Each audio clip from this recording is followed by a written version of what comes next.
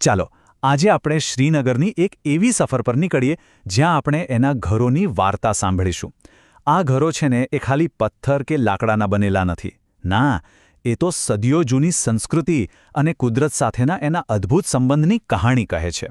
તો ચાલો સાથે મળીને આ સ્થાપત્યના રહસ્યોને ઉકેલીએ. તો સવાલ એ છે કે આખરે શ્રીનગરના ઘરોમાં એવા તો કયા રહસ્ય છુપાયેલા છે? આ જ સવાલ આપણને એની ઊંડી ગલીઓમાં લઈ જશે, કારણ કે અહીં દરેક ઘર, દરેક બારી, લાકડાની દરેક નાની નાની કોતરણી બધું જ એક અલગ કહાણી કહે છે. તો ચાલો એ કહાણીઓ સાંભળીએ અને શોધી કાઢીએ. તો આપણી આ સફરની શરૂઆત ક્યાંથી કરીશું? શ્રીનગરના પ્રખ્યાત સરોવરોથી. અહીં પાણી પર તરતા ઘરો જોવા મળે છે, અને એમાંય સૌથી પહેલા અને સૌથી પ્રખ્યાત છે હાઉસબોટ. જે કોઈ શ્રીનગર જાય છે ને એમાંથી મોટાભાગના લોકો માટે પહેલી પસંદગી હાઉસબોટ જ હોય છે. સાચું કહું તો હાઉસબોટમાં રહેવું એ ખાલી ક્યાંક રોકાવો નથી, એ તો એક સપનું સાચું પડવા જેવું છે. જરા વિચારો, શાંત પાણી અને એના પર તરતું એક સુંદર શણગારેલું ઘર. ખરેખર એકદમ જાદુઈ અનુભવ છે આ. અને આ કોઈ નાની સૂની બોટ નથી હોતી, આ તો પાણી પર તરતા મહેલ જેવા છે. ખબર છે એક સામાન્ય હાઉસબોટની લંબાઈ કેટલી હોય? પૂરા 80 ફૂટ, એટલે કે જાણે પાણી પર એક આખું લાંબુ ઘર જ તરી રહ્યું હોય. પણ જેટલી એ લાંબી છે એટલી પહોળી નથી. એની પહોળાઈ માંડ 8 થી 9 ફૂટ જેટલી જ હોય છે. આ જ તો એની ખાસિયત છે. આ લંબાઈ અને પહોળાઈનો જે તફાવત છે ને એના કારણે જ એ પાણી પર સ્થિર રહી શકે છે, અને એનો આકાર પણ એકદમ અનોખો લાગે છે. સારું, તો આ તો થઈ પ્રવાસીઓની વાત. પણ જે લોકો અહીં હંમેશા રહે છે એમનું શું? સ્થાનિક પરિવારો માટે પાણી પરનું જીવન કેવું હોય છે? ચાલો હવે એ જોઈએ.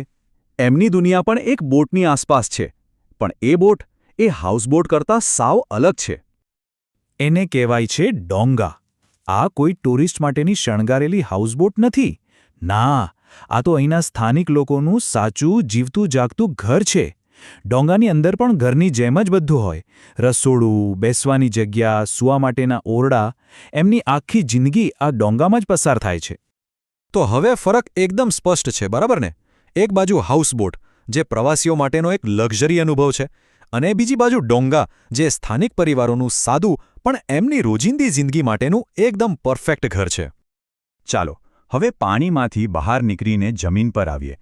કાશ્મીરના ગામડાઓમાં જે ઘરો છે એની વાત જ સાવ નિરાળી છે.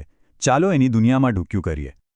ગામડાના ઘર બનાવવાની રીત છે ને એકદમ સાદી પણ બહુ જ અસરકારક છે. સૌથી પહેલાં શું કરે? સ્થાનિક પથ્થરોને કાપીને એકની ઉપર એક ગોઠવીને દિવાલો બનાવે. પછી એ પથ્થરો પર કાદવનું લીંપણ કરે. આ કાદવ ઘરને મજબૂત તો બનાવે જ, પણ કાશ્મીરની કાતિલ ઠંડીમાં અંદર ગરમાવો પણ જાળવી રાખે છે. અને છેલ્લે સૌથી ઉપર આવે ઢાળવાળી છત. કેમ? કારણ કે જ્યારે ભારે બરફ પડે ત્યારે એ છત પર જમા થવાને બદલે સહેલાઈથી નીચે સરકી જાય. તો જોયું, આ મજબૂત ઘરો બનાવવા માટે બધું કુદરતી જ વપરાય છે. આજુબાજુ જે મળે એ જ, એટલે કે કાપેલા પથ્થરો, કાદવ અને લાકડું. બસ આટલું જ.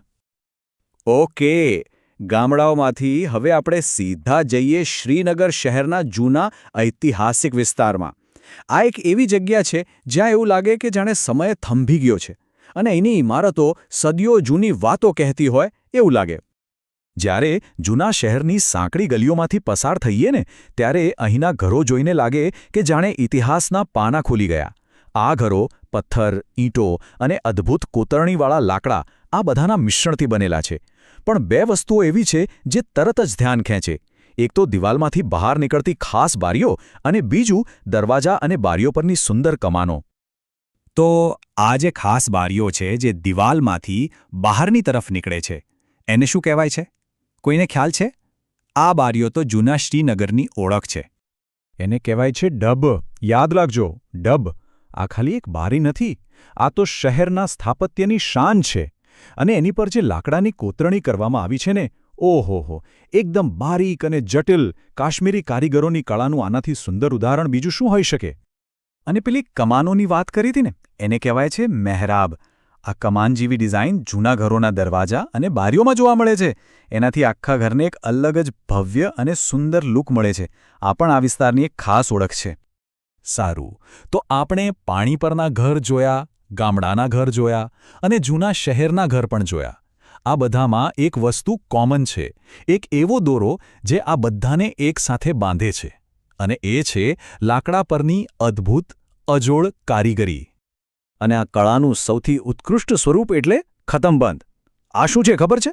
લાકડાના નાના નાના ટુકડાઓમાંથી બનેલી એકદમ જટિલ ડિઝાઇન. એટલી સુંદર કે જોતા જ રહી જઈએ.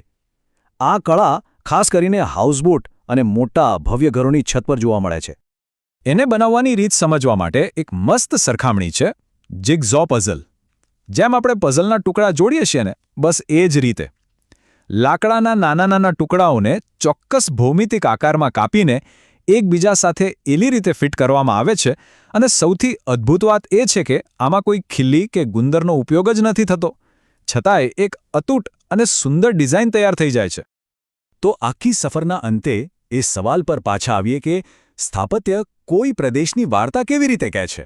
જો શ્રીનગરના પાણી પર તરતા ડોંગાથી લઈને જૂના શહેરની ડબવાળી બારીઓ અને ખતમબંધથી સજેલી છત સુધી દરેક વસ્તુ એક કહાણી કહી રહી છે.